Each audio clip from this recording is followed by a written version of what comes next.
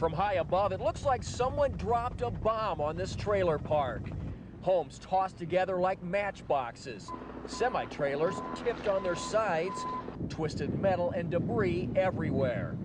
Edward Tabor was watching TV shortly before 1 o'clock this morning when all hell broke loose. Like it sounds like a train. I spun around. Once the storm hit, there was little time for victims here to do much of anything. Eyewitnesses tell us the storm that flattened their trailer park lasted little more than 3 minutes. Tabor suffered just a few cuts and scratches, but he's one of the lucky ones. The woman who lived next door to him was killed.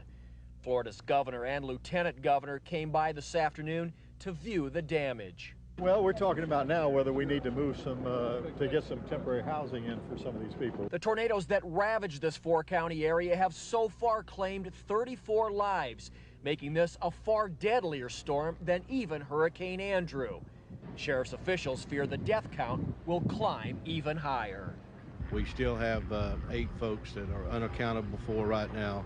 Meanwhile, survivors like Edward Tabor can do little more than look on and give thanks that they were somehow spared.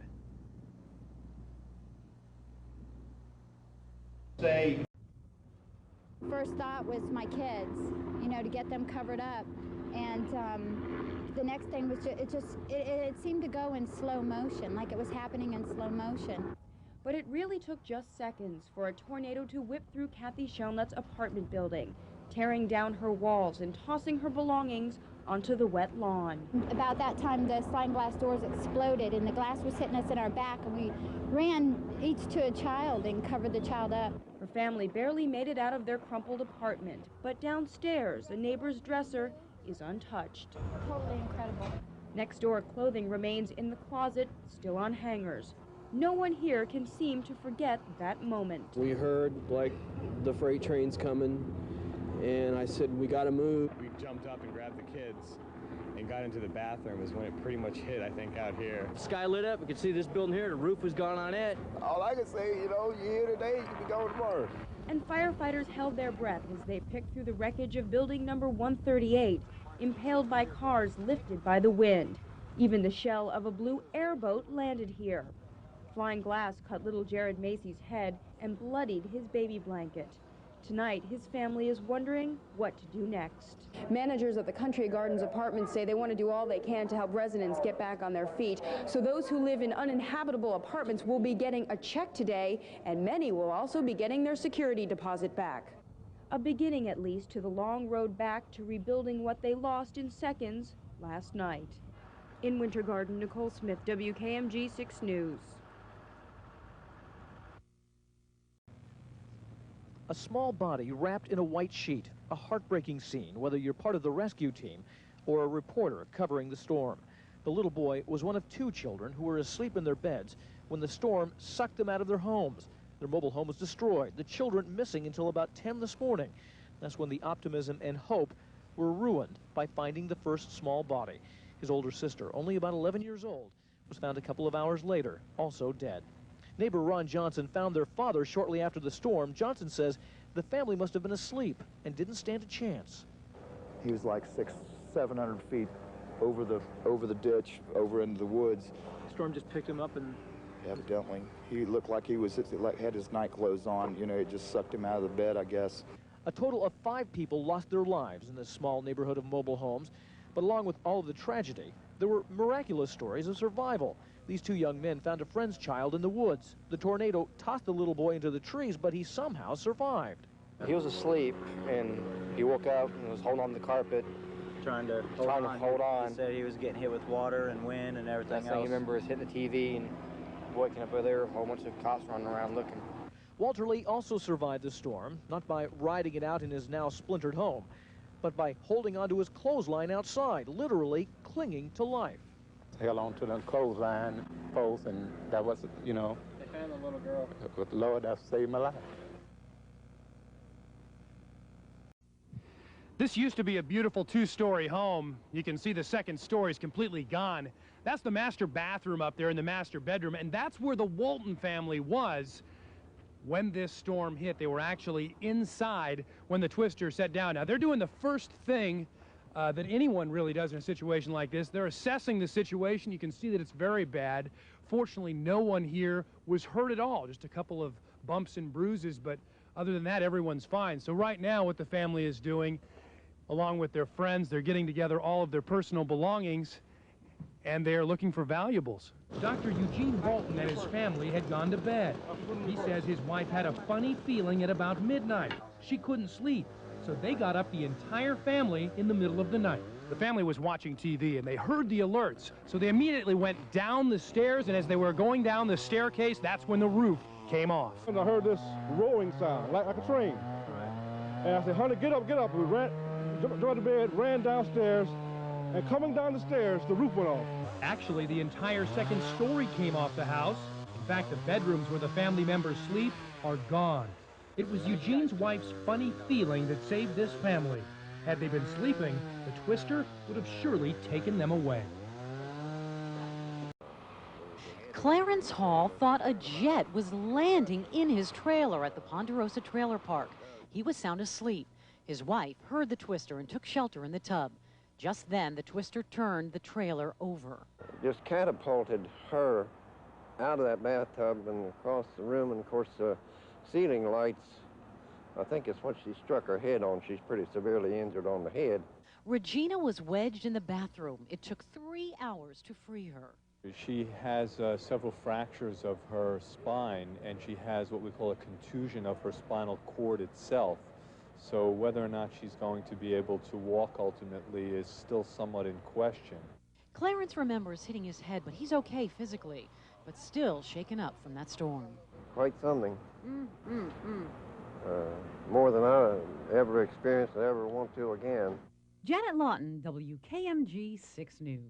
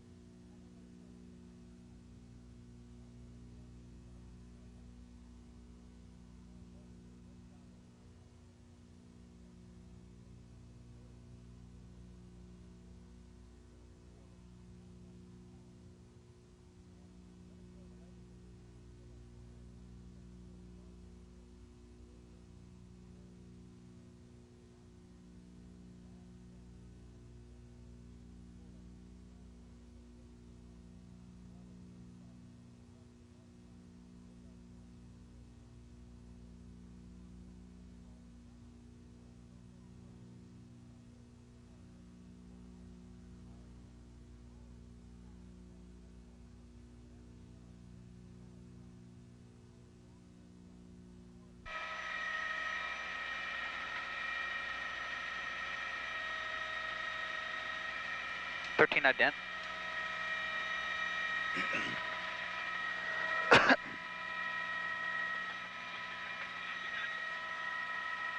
What? You want to take the door off? Hold on. Hold on, Mark. 119 or 119.4. All right. Go ahead, say again. Mark, say again. So Mark, say again. Mark, but I'm trying to talk to tower. There's like a million aircraft. We're near Orlando's airport right here. Do you want to land and take the door off? Do you want to take the door off? Huh? We can land next to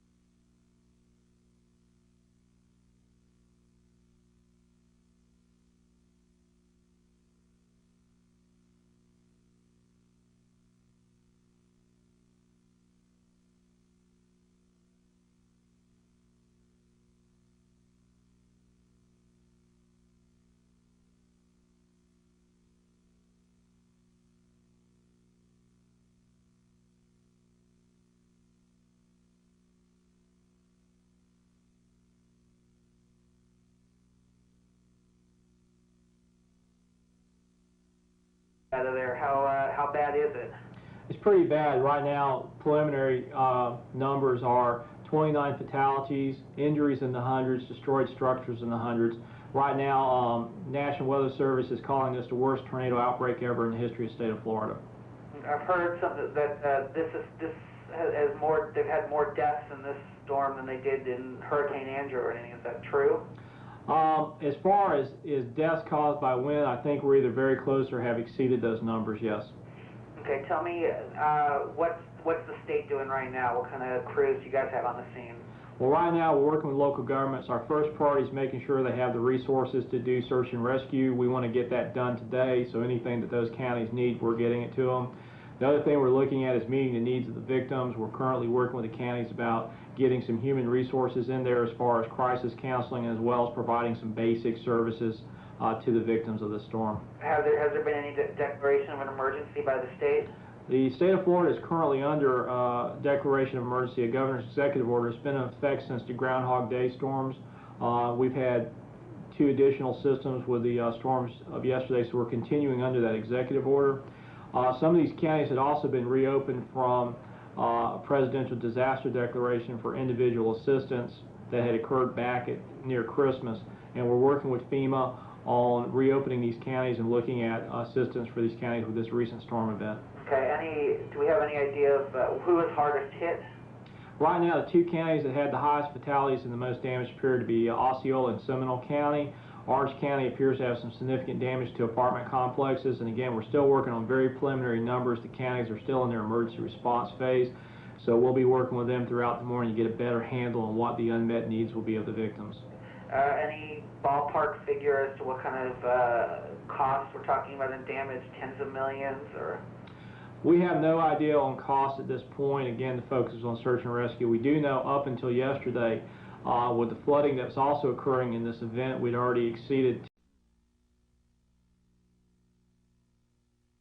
Over the area we're hovering right now, that street that you see is Avalon Road. We're along a section of it between the Turnpike and Highway 50. The police agencies that have been assessing the damage have told us that several homes in this area have been destroyed. You're looking at one of them right there. This is right next to the Country Garden apartment complex, which is where Nicole Smith has been reporting from off and on throughout the morning. There you see the apartment complex. If we can zoom in, Chuck Moffat, again, our photographer up here in Sky 6, if we can zoom in there on the one of the buildings, you can see just how devastating this damage truly is. It is amazing. You see cars there in all of that rubble. I mean, homes that are now look like twigs.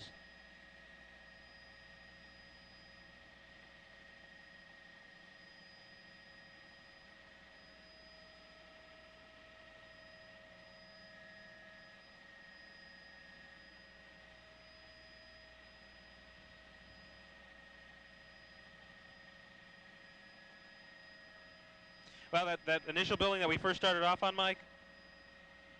Yeah, well, the building there that was on Avalon Road, I'm not sure if that was part of the apartment complex or not. I mean, it's difficult to tell from here. It looks like that perhaps it was.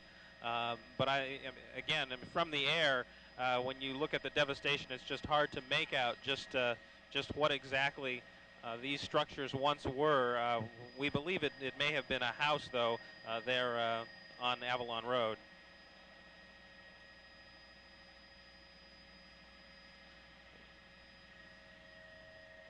Yeah, and Mike, if we can show you just to the left of this home, or rather.